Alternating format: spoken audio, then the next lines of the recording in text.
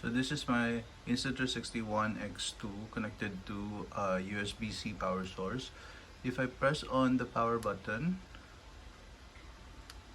it's going to turn on with the color blue light on the LED. Okay.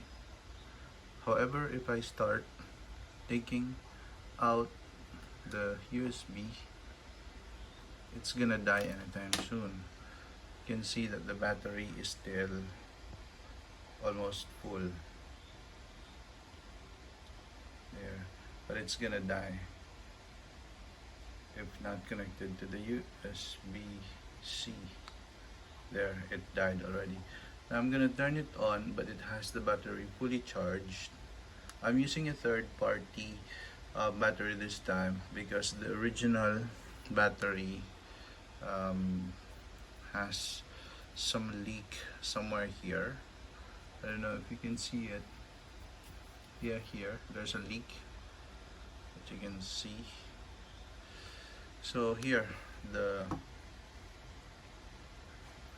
Insta360 won't power on if not connected with a USB-C.